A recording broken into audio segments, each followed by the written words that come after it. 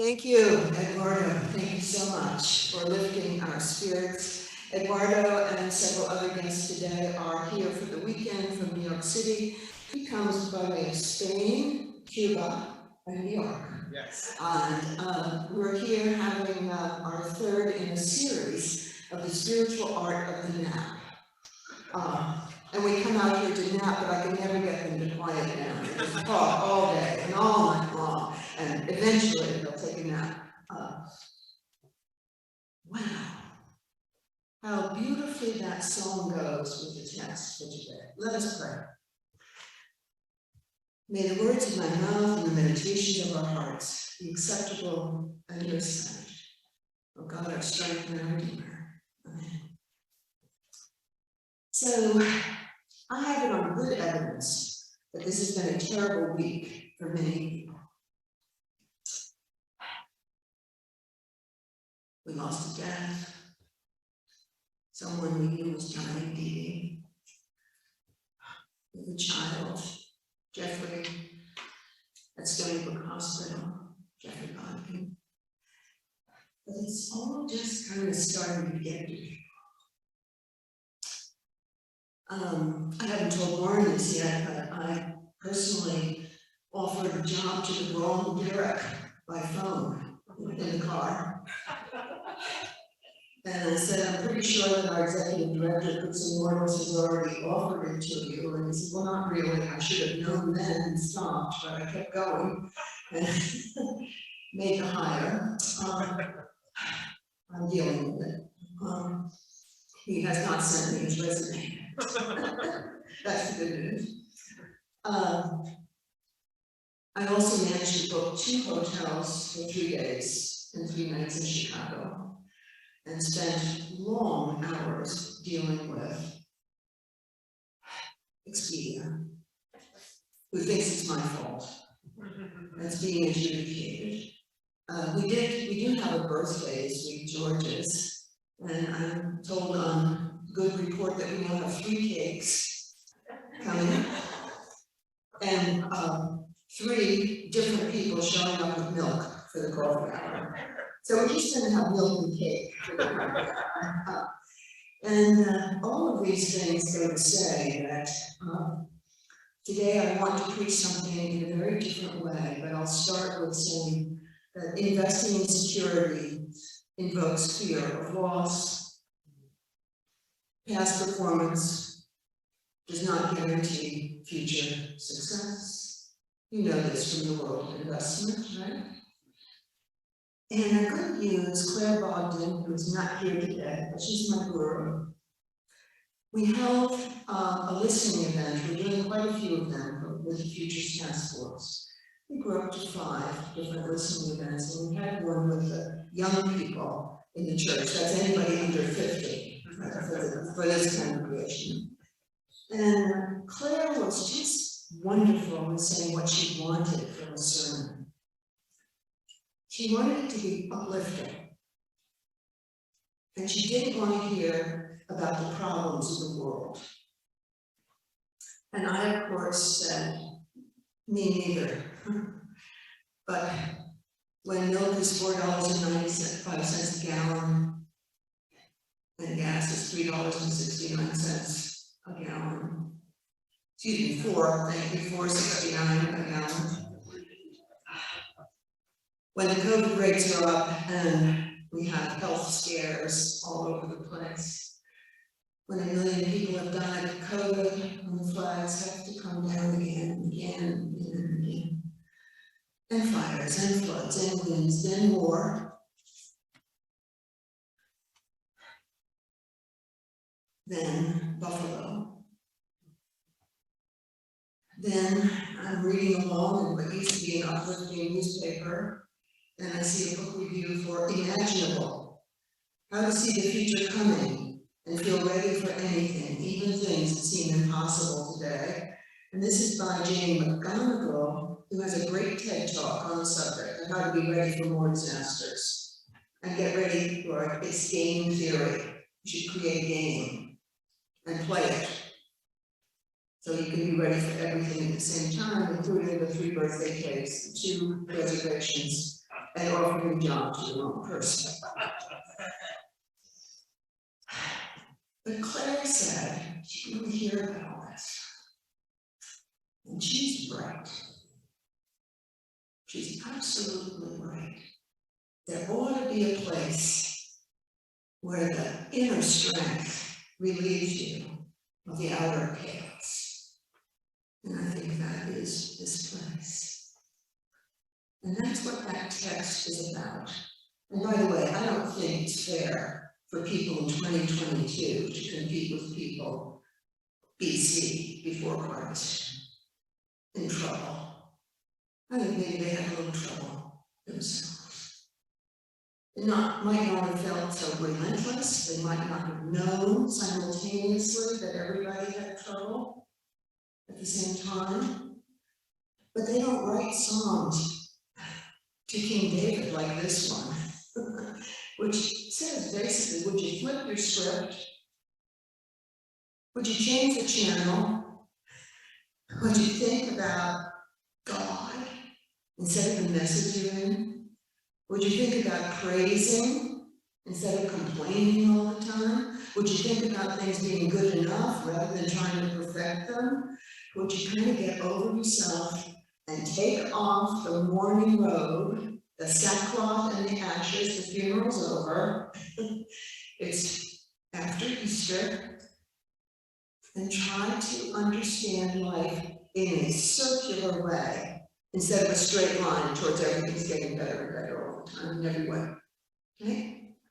Weeping, night, joy, morning. It's a circle. It is a circle, not a straight line. You're not here to self-improve every day,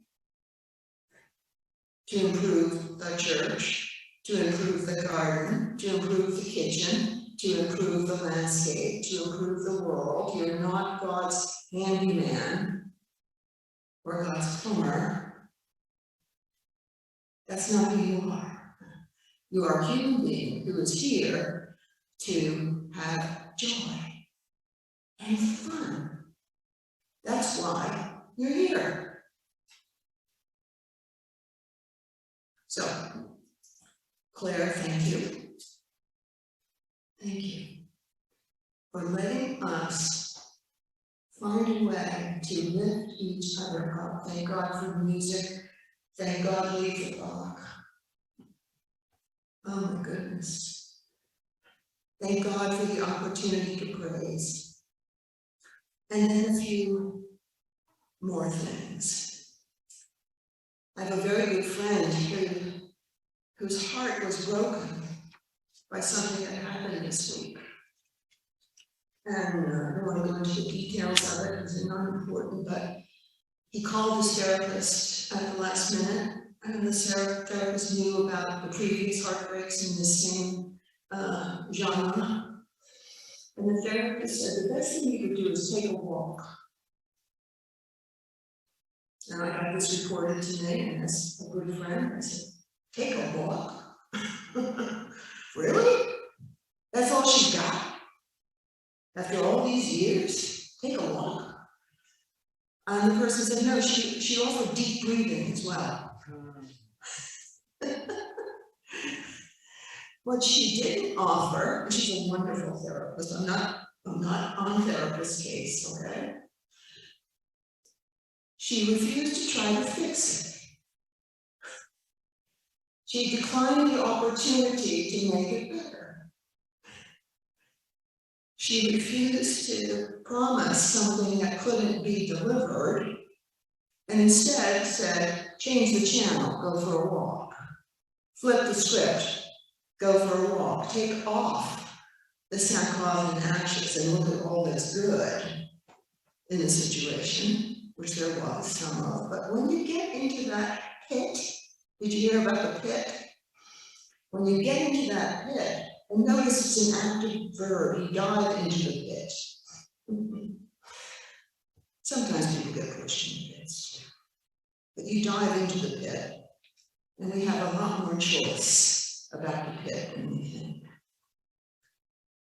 So we have the opportunity to grope for transcendence and take a walk and think about praising God, or the bee, or the flower, or the air.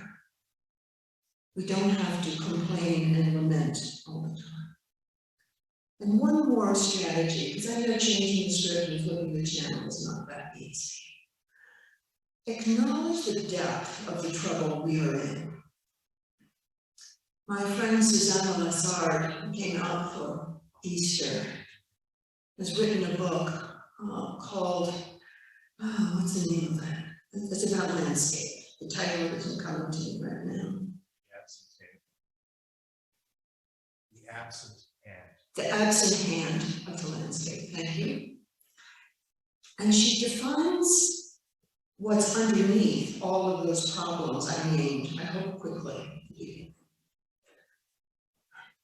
The climate issues, etc. And she defines the root of the problem as something she calls atopia, A-T-O-P-I-A, the lost place. And by lost place, she means the wall that we have built around ourselves by doing this all the time. You would think that the screen on which we live for so much of our time could actually be a device to find the interior of our lives, that strength that is there to praise and to sing and to rejoice. But the screen has actually walled us in. And she argues that what's wrong with the screen is it negates the capacity for dependence and transcendence. It's this little miracle computer that makes us think we don't have to depend on anything but it. And it makes you feel like it's all in there if you could just find it, as opposed to all out there, mysterious and beautiful.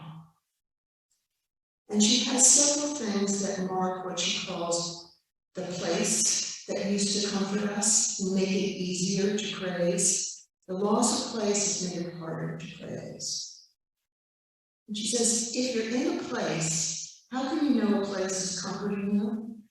Well, it's likely that you know where the people are buried in the place.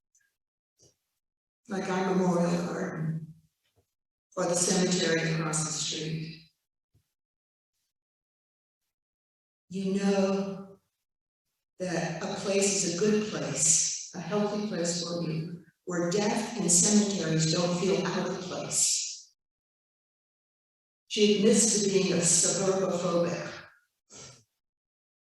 Because in the burbs, it's hard to know where they are, or they're hidden, or they're outside. She also describes a good place as a place where you feel ridiculously dependent on the fire department, the causeway, each other. That's a good place. It is good to be dependent. It's hard to be independent. Have you ever tried it? I keep trying it. Fails miserably most of the time. She also talks about Richard Serra, who developed one of his sculptures as a great bronze carving in a circle in a pasture. And it's a way of praising the circle of the pasture, the wave of the pasture. She says that a good place is where you have an interior threshold on which to stand. I love that little porch on the side of the parsonage. It's my favorite room. Oh, please. It's tiny. It needs a railing. But when you go out there and stand, you're in a place, you know? You feel like the queen of the mountain. And you just look around.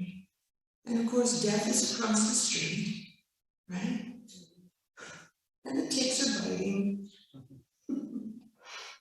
But it's a place. So if you don't like change the channel, flip the script, go for a walk. You might think about the incredible luxury we have right here, right now, of living in a place, a real place, from which we can be dependent on each other and grope for transcendence. And when we do that, we can take off the sackcloth and ashes, the robe of mourning, live in the circle of yes, there will be weeping. Yes, and joy will return in the morning. And maybe sometimes the morning's at 3 p.m. in the afternoon, right? Because it's a circle, and you know it's 3 p.m. someplace. Amen.